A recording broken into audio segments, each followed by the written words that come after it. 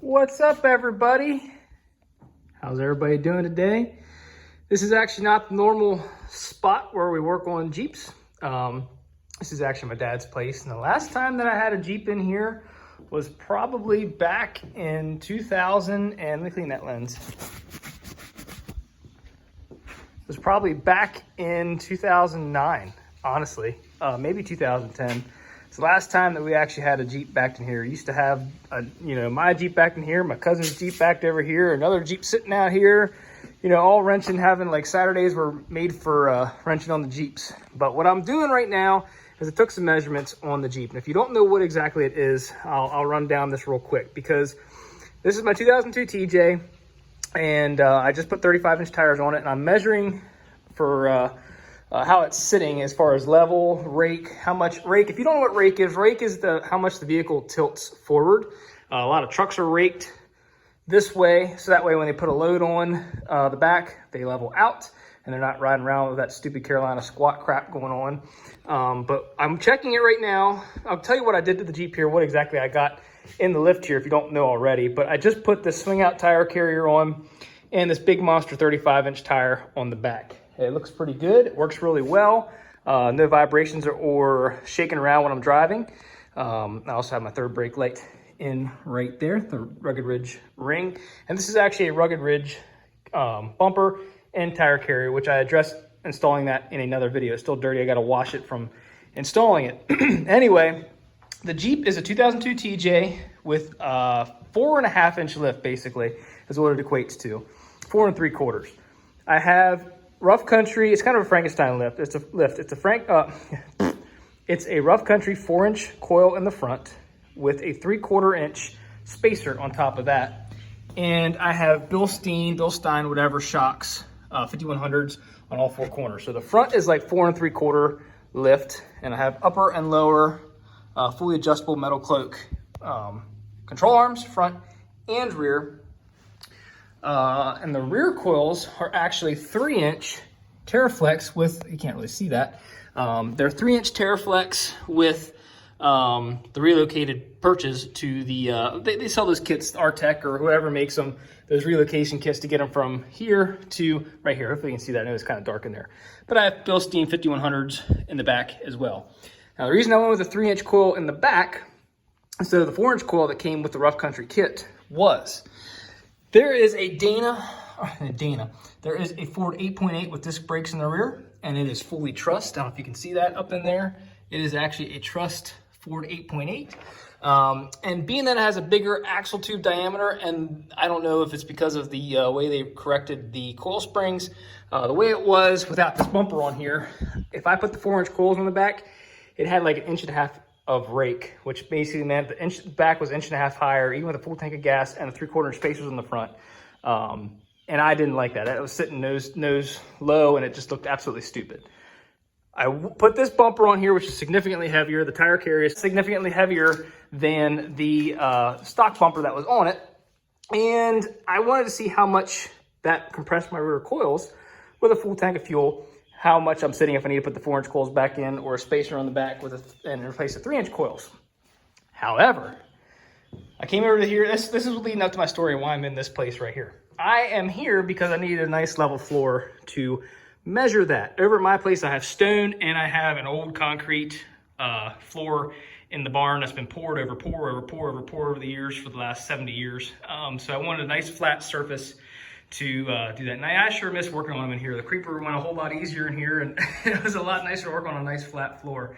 Maybe one day I'll get my pole building built and I'll actually have it here that I can work on it. But anyway, the Jeep is sitting pretty much perfectly level. I've measured right here. I measured from the fender flare to the fender flare, and from floor center line of the axle up to the fender flare. Now this needs a line since I got the frame fixed. The axles are going to get pushed around a little bit with the control arms. Mountain Design's going to do that in a few weeks, get me dialed in there. So it's not sitting, the alignment is probably a little bit out of whack.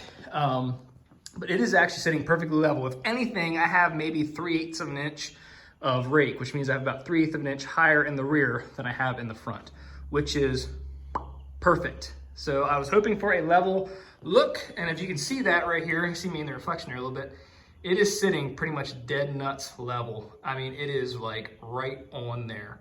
So this side, I'll take you around to the other side. By the way, this barn was built in 2005. A crew of Amish guys came over and I helped them set it with my dad. I was 15 years old, 16 years old at the time when we did it. 15 years old actually. So it's really a nice barn. So it's actually built like an old barn with the mortise and tenon joints. And actually I'll take you upstairs in a second and show you that. But yeah, it was actually a really cool barn. But there you can see it. It's actually sitting pretty much, ouch, walked into a gate. It's sitting pretty much level, maybe with just a little bit of rake. So again, that's like with a Frankenstein lift right there. I just basically worked until I got it where I wanted it. And if I ever need to add a spacer in the back, I can, or I can even take the 3/4 inch spacer out of the front and go from there. But yeah, it needs washed off. It's actually really dusty and dirty from sitting in the shop. But there you go. That's what I'm doing over here in this barn. But let's take a step back, and if you're still watching, you want to check it out here. This is the barn that you put sticky stone on the front, 2 bays, and all tin outside. And then they actually had this overhang built for the cattle, which are right here. Hey guys, how's it going? But let me take you upstairs and show you what that looks like. It's really pretty. Go up these steps. Go up here, you can see everything is just like the olden days. And you'll see he's got his 5055 parked up here. There you can see the only metal in this building is the pipe work we did to get the outlets and the lights in here. And right there, they actually used bolts to bolt the timbers together. But it went up in 1, 2, 3, 4 sections. And there's 2 big doors that go out to like the bank part of his sand mound right there. And it's all standing seam tin roof. But yeah, it's a nice big barn. I shouldn't say big, it's not huge bit, but it's nice. There's a door that opens up out to the front out there.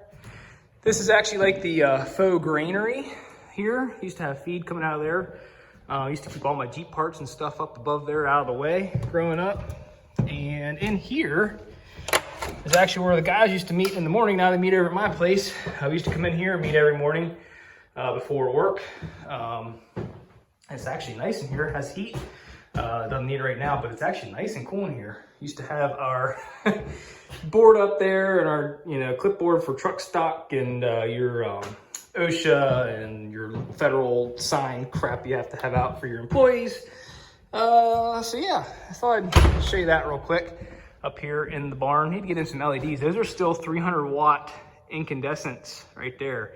If you know what I'm talking about, you cannot touch them for about 30 minutes after you shut those suckers off because they are hot. So, and this here is just the stairs coming up, and we used to have like racks. This used to be full of material out here. We ran the business out of this, and we had material, and now we actually don't run it out of here anymore. But yeah, I used to have all sorts of tools and equipment up here. So I don't know if he's gonna watch this, if my dad's gonna watch it, but he's gonna really appreciate seeing the Jeep back in here because it's probably gonna bring back some pretty good memories and some late nights out here watching me wrench on these things and help him where he could. But he was always pretty busy running a business and doing everything that way, and I just pretty much was out here tinkering and building on Jeeps and everything like that, dirt bikes, all that stuff. I mean, I remember working with somebody here pulling bushings and stuff out of a Dana 44 right in this spot right here. And I used to actually have a hardtop rack built in this corner right here off these timbers. Everybody's going out for dinner in the evening like, hey, well, you want to go along? I said, no, I'm going to build my hardtop rack. So even at 16, 17 years old, I was out here wrenching on these stupid Jeeps and blowing money on them ever since. I know it probably wasn't a very exciting video and kind of trip down memory lane, probably more than actually what I'm doing, but I'm just giving you an update on what I'm doing on this Saturday. Was actually doing some work this morning and just wanted to play around with this and see how it was sitting and see how level it is on a nice level floor. So again, I have about 3/8 of an inch, maybe just shy of a 1/2 inch of rake, maybe a little less, but that's perfect for me because it's sitting just about the way I want it. Now I know those coils might settle and sag a little bit over time, but again, like I said, it's no big deal. I got a compressor. I can loosen that track bar, drop that axle out, pop new coils in, no problem. I shouldn't say no problem because it is kind of scary and kind of a pain to do, but it is doable and it's not that big of a deal to do it. So thank you guys so much for watching. Hope you have a great rest of your day. We'll we'll see you on the next one. Hope you found this video interesting. If you did, give it a thumbs up. If you're still watching at this point, hey, kudos to you. Thank you so much for following along. And again, like I said, we'll see you on the next one. God bless. Have a great day.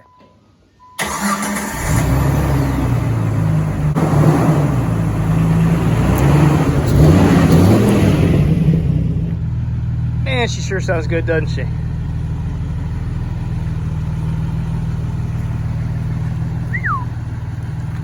Alrighty, guys. Thanks again so much for watching. Have a great rest of your day.